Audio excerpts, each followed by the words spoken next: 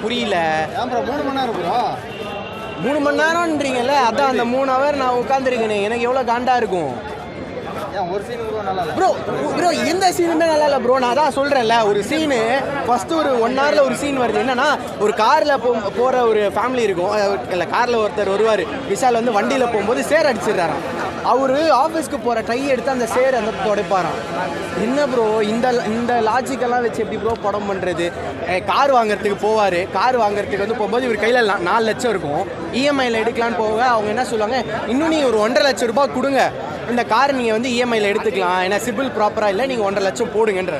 இவர் என்ன பண்ணுவார், 6 லட்சம் கொடுத்து செகண்ட்ஸில் வண்டி வாங்குவார். என்னையா லாஜிக் இது? படம் பார்க்குற நாங்கள் முட்டாளா? இல்லை ப்ரோ, ஆக்டிங் எல்லாம் இல்லை ப்ரோ. நான் படமே எனக்கு பிடிக்கல. நான் எதுக்கு ஆக்டிங்கை உட்காந்து ஆஹா படம் நல்லா இல்லை, நான் விஷாலோட ஆக்டிங்கை பார்க்குறேன், வா என்ன மாதிரி ஆக்டிங் ப்ரோ. எனக்கு இந்த சூர்யா படத்துக்கு டிக்கெட் கிடைக்கல, சரியா? ரொம்ப ஃபஸ்ட்டு ரோவில் இருந்தது, ஓகேவா? ஃபஸ்ட்டு 2 ரோவில் இருந்தது. சரி, ஓகே, பொறுமையாகவே பார்ப்போம், விஷால் படம் தான் வருது, ஏன் விஷால் படத்தை பார்க்கக்கூடாதா என்ன அப்படின்னு தான் போய் பார்த்தேன். போய் டிக்கெட் நான் யோசித்தேன், என்னடா தேட்டரே ஃப்ரீயாக இருக்கே, நம்ம மட்டும் புக் பண்ணுறமேன்னு யோசித்தேன். பார்த்தா இப்போ ஃபுல்லாகிடுச்சு. ஆனால் ரொம்ப வருத்தப்படுறேன். Heroine bro, 2 heroine bro. ஒரு ஹீரோயின் கிரிஞ்சு, இன்னொரு ஹீரோயின் வந்து சாப்பிட்டுன்னே இருப்பாங்க. அடுத்த ஒரு ½ அன் ஹவரில் அவங்களும் போட்டு தள்ளிடுறாங்க. துஷாரா எப்பெல்லாம் ஆக்ட் பண்ணுவாங்க, அவங்க ஸ்கிரிப்ட்ஸ் எல்லாம் எப்படி இருக்குது, சார்பட்டாலாம் பண்ண ஹீரோயின் இந்த படத்தில் வேஸ்ட்டாக இருப்பாங்க. என்னன்னு சொல்கிறது, சார்பட்டா பண்ண ஹீரோயின் இந்த படத்தில் சாப்பிட்டு மட்டும்தான் இருப்பாங்க. போதுமா கண்டென்ட்டு?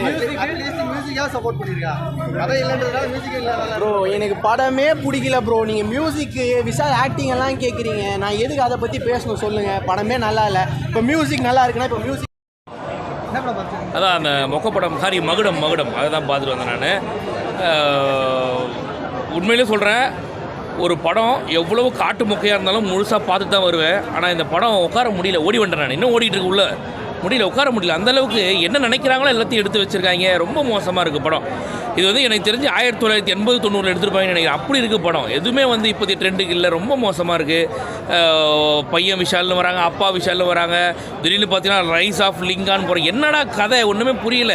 பையனுக்கு வந்து பார்த்தீங்கன்னாக்கா கார் வாங்கணும் அப்படின்றாப்புல, அதுவும் லாஜிக்காக இல்லை. பார்த்தாக்கா ஒரு ஷோரூமாக இறங்கி ஏறாப்புல. பார்த்தா நாம எல்லாரும் படம் பார்க்குற நம்மளே காசு போட்டு ஒரு கார் வாங்கி கொடுத்துடலாமாங்கிற மாதிரி அவ்வளோ பரிதாபமாக இருக்குது. ஒன்றுமே பண்ண முடியல, அவ்வளோ மோசமாக இருக்குது. சரி, அப்பா வராரு, பெரிய டானுன்னு காட்டுறாங்க. பார்த்தா மீன்காரி பின்னாடி சுற்றி நிற்கிறாரு அவங்க அப்பா.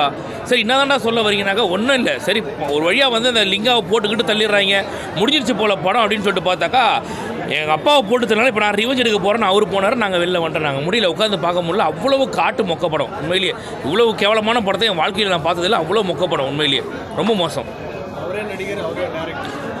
அதான் உண்மையிலே சொல்கிறேன், விஷாலுக்கு இவ்வளோ தான் அறிவா அப்படிங்கிற மாதிரி இருக்குது நமக்கு. ஏன்னா ஒரு குழந்தைகிட்ட வந்து இந்த படத்தை தேத்துறதுக்கான எல்லா இதுவுமே இருக்குது, சரிங்களா? ஆனால் இந்த படத்தை தேத்த முடியல சார். நீங்கள் கதையவே பார்த்துக்கிட்டீங்கன்னாக்கா, ஒரு அப்பா வந்து இருக்காரு, அப்பாவுக்கு எதிர்ப்பு அதிகமாக இருக்குது. பையன் என் கூட இருந்தால் எங்கே அவனை கொண்டுருவான்னு சொல்லிட்டு பையனை வந்து தனியாக விட்டுறாப்புல. பையன் வந்து இருக்காப்புல ஒரு மெடிக்கல் ரெப்புங்கிறாப்புல. அதுக்கப்புறம் பையன் வந்து பார்த்தீங்கன்னாக்கா ஒரு பொய் சொல்லி கல்யாணம் பண்ணுறாரு. அதாவது கதை ரைட்டிங் படி பார்த்தீங்கன்னாக்கா அவங்க இஷ்டத்துக்கு எழுதி வச்சுருக்காங்க. ஆனால் அது தேத்த முடியக்கூடிய கதை தான்.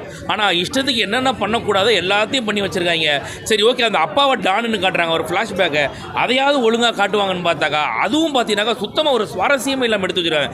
இதை எந்த இதை வச்சு ஒரு படம் உட்காந்து பார்க்கறதுன்னு தெரியல. அவ்வளவு கேவலமாக. நீங்கள் படத்தை பாருங்கள். நான் சொன்னதில் ஒரு பொய் இருந்தால் கூட கேளுங்க. நீங்கள் வந்து என்னப்பா எப்படி சொல்லிட்டேப்பான்னு சொல்லிட்டு அவ்வளவு கேவலமான ஒரு படம் இது உண்மையிலேயே.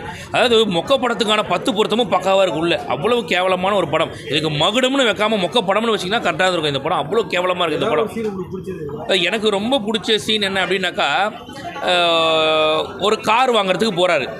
அந்த கார் வாங்க போகும்போது பார்த்தீங்கன்னா கையில் வந்து 4 லட்ச ரூபா வச்சிருக்காரா இவர். அப்போ என்ன பண்ணுறாரு, 4 லட்ச ரூபா என் கையில் இருக்குது, நான் வந்து லோனில் போகிறேன்னாக்கா நீங்கள் வந்து உங்களுக்கு சிபிலில் அடி வாங்குது, பண்ண முடியாது அப்படின்றாங்க. மேலே வேணால் ஒரு 1.5 லட்சம் கொடுங்க பண்ணலான்றாரு. இல்லை வேண்டாம் அப்படின்ட்டு வெளில வராப்புல. உடனே வெளியில் வந்து என்ன பண்ணுறாரு, காரே வாங்க முடியாது. அடுத்த சீன்லேயே ஒரு BMW காரை பார்க்குறாப்புல, அந்த கார் வேணுன்றாப்புல, அது 6 லட்சம்ன்றாப்புல. எப்படி காசை கொடுத்தாருன்றதுல BMW காரை வாங்கிட்டு வராரு. இல்லை பார்க்குறவங்களெல்லாம் பார்த்தா கேன பையன் மாதிரி தெரியுதான்னு தெரில. சார், நான் என்ன கேட்குறேன், லாஜிக்காக ஒரு கேள்வி கேட்குறேன். 4 லட்ச ரூபா கொடுத்துனால ஒரு கார் வாங்க முடியல, மேலே 1.5 லட்ச ரூபா நீ கொடுத்தனாக்கா அவனே கார் வாங்கி தரேன்றான். அப்படி 6 லட்ச ரூபா கொடுத்துனால BMW கார் வாங்க முடியல, நீ 5 லட்சம் கொடுத்து வாங்கிட்டு வந்துருக்கணுமா இல்லையா?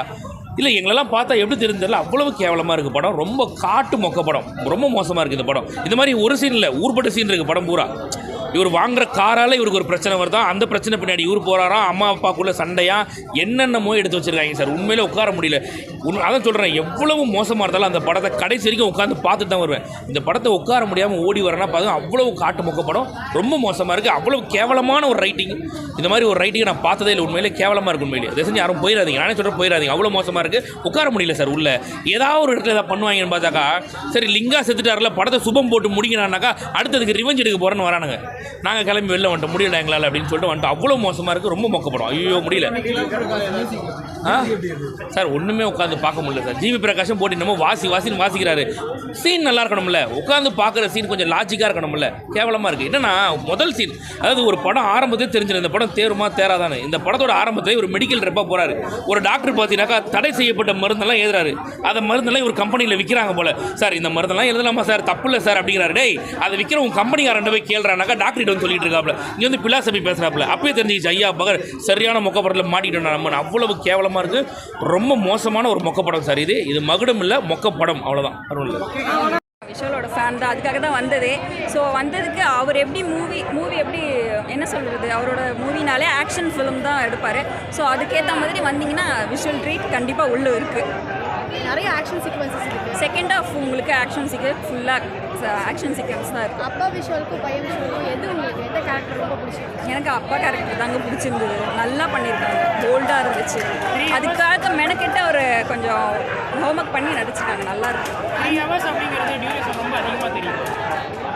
அப்படி இல்லை சார், எங்கேஜிங்காக தான் இருக்குது. அஞ்சலியோட ஆக்டிங்கும் துஷாரா விஜயனோட ஆக்டிங்கும் எப்படி இருந்துச்சு? துஷாரா ஒரு ஃபேமிலி கேர்ள் மாதிரி ஒரு ஒய்ஃப் கேரக்டர் பண்ணியிருக்காங்க. ரொம்ப நல்லா இருந்துச்சு, நீட்டாக இருக்குது. அஞ்சலி வந்து ரொம்ப போல்டாக நடிச்சிருக்காங்க. அது வந்து எல்லா லேடிஸ்க்கும் ரொம்ப இன்ஸ்பைரிங்காக இருக்கும்னு நினைக்கிறேன். ரொம்ப நல்லா பண்ணியிருக்காங்க. விஷால் அவர்களோட டைரக்ஷனும் இது எப்படி இருக்குது? டைரக்ஷன் நல்லா பண்ணியிருக்காங்க சார்.